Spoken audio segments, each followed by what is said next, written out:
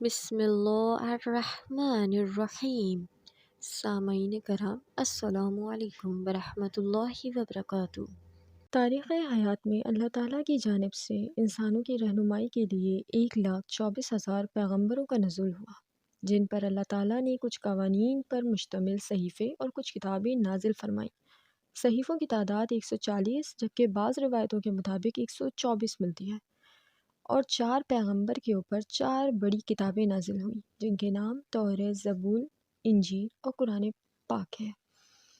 توریت حضرت موسیٰ علیہ السلام، زبور حضرت داؤد علیہ السلام، انجیل حضرت عیسیٰ علیہ السلام، جبکہ قرآن پاک حضرت محمد مصطفیٰ صلی اللہ علیہ وآلہ وسلم کے اوپر نازل ہوئی۔ مذہب اسلام کی بنیاد جس کتاب پر انحصار کرتی ہے، اس کتاب کا نام قرآن پاک ہے۔ اس قرآن پاک میں دنیا کے وجود میں آنے سے پہلے سے لے کر قیامت، یعنی دنیا کے ختم ہو جانے کے بعد تک کے تمام واقعات اور حالات کا ذکر تفصیل کے ساتھ بیان ہے۔ ساتھ ہی زندگی کو گزارنے کے تمام طریقے اور سلیقے بھی اس تفصیل کے ساتھ بیان کیے گئے ہیں۔ قرآن پاک 7 منازل پہ مشتمل ہے۔ اگر سپارے کے لحاظ سے دیکھا جائے تو قرآن پاک کے کل 30 سپارے ہیں، اور سورت کے لحاظ سے دیکھا جائے تو قرآن پاک میں کل 114 صورتیں ملتی ہیں۔ ہر سورے کے اندر جہاں پر جملہ ختم ہو جائے اس مقام کو آیت کہا جاتا ہے، اور جہاں پر موضوع ختم ہو اس مقام کو رکوع کہا جاتا ہے۔ قرآن پاک میں کل 6236 آیات موجود ہیں، جبکہ رکوع کل 558 ہے۔ قرآن پاک کل 22 سال 5 ماہ اور 14 دن میں اللہ تعالیٰ نے اپنے پیارے حبیب حضرت محمد مصطفیٰ صلی اللہ علیہ وآلہ وسلم کے دل پر نازل فرمایا، جس کے بارے میں ارشاد ملتا ہے کہ اے محمد صلی اللہ علیہ وآلہ وسلم، یہ قرآن جو ہم نے آپ کے دل پر نازل فرمایا، اگر کسی پہاڑ پہ نازل کیا ہوتا تو وہ ریزہ ریزہ ہو جاتا۔ قرآن پاک اللہ تعالیٰ کے خاص فرشتے حضرت جبرائیل علیہ السلام کے ذریعے وحی کی صورت میں تھوڑا تھوڑا کر کے نازل ہوا ہے۔ صورتیں 2 قسم کی کہلاتی ہیں، مدنی صورتیں اور دوسری مکی صورتیں۔ مکی صورتوں کی تعداد 86 جبکہ مدنی صورتوں کی تعداد 28 ہے۔ سورہ فاتحہ قرآن پاک کا وہ سورہ ہے جو ابتدا میں نظر آتا ہے۔ ترتیب کے لحاظ سے یہ قرآن پاک کا پہلا سورہ کہلاتا ہے۔ روایت میں ملتا ہے کہ یہ 2 مرتبہ نازل ہوا۔ اس سورہ کو ام القرآن بھی کہا جاتا ہے، یعنی کہ قرآن کی ماں۔ اس کے علاوہ سورہ یاسین کو قرآن کا دل، جبکہ سورہ رحمان کو عروس القرآن یعنی کہ قرآن کی دلہن کا لقب حاصل ہے۔ اور اگر وحی کے لحاظ سے دیکھا جائے تو حضرت محمد مصطفیٰ صلی اللہ علیہ وآلہ وسلم پر پہلی وحی غار حرا میں نازل ہوئی، جب آپ کی عمر مبارک 40 سال تھی۔ یہ سورہ الگ کی شروع کی 5 آیتیں تھیں، اور آخری وحی سورہ بقرہ کی آیت نمبر 281 ہے، اور چند آیتیں جو سورہ مائدہ میں ملتی ہیں آخری وحی ہے۔ قرآن عربی زبان میں نازل ہوا۔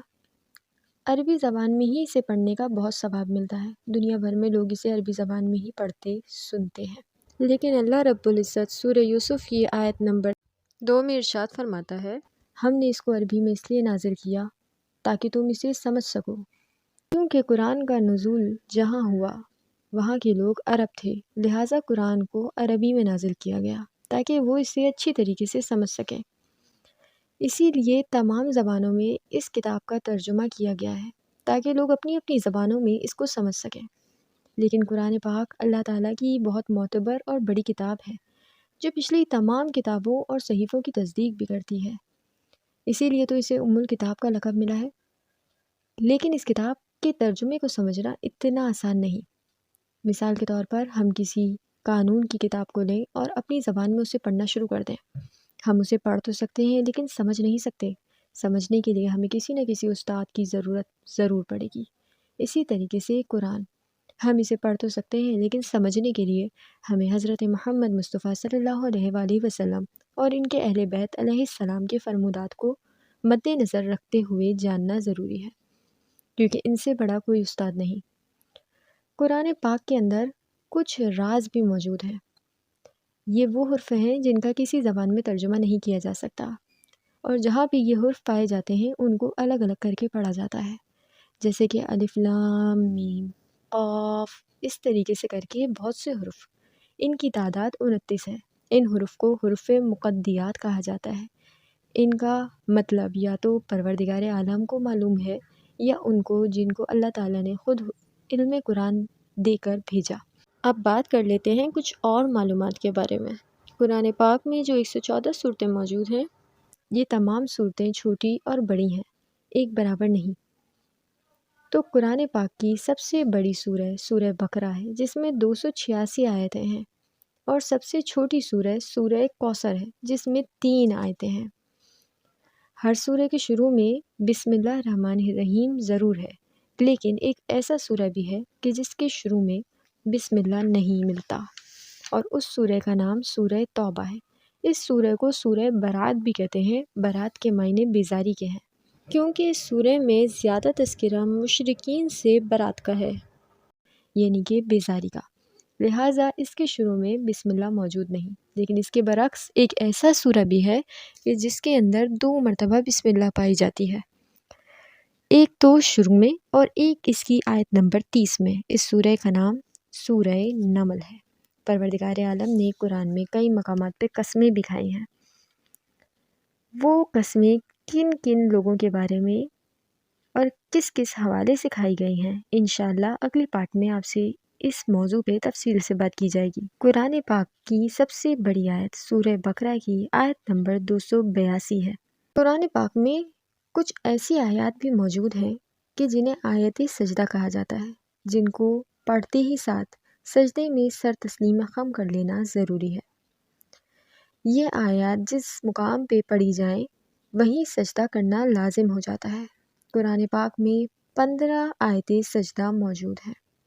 پروردگار عالم نے نام لے کر 25 پیغمبروں کا قرآن پاک میں ذکر کیا ہے، جن کے واقعات اور حالات کو تفصیل سے بیان کیا گیا ہے، جس کا آگے انشاءاللہ تفصیل سے بیان کیا جائے گا۔ جب تک اپنا خیال رکھیے گا، دعاؤں میں یاد رکھیے گا۔ ملتے ہیں اگلی معلوماتی ویڈیو میں۔ اگر معلومات اچھی لگی ہو تو ہمارے چینل قرآن کریم 114 کو سبسکرائب کر دیجیے گا۔ جب تک کے لیے اللہ حافظ۔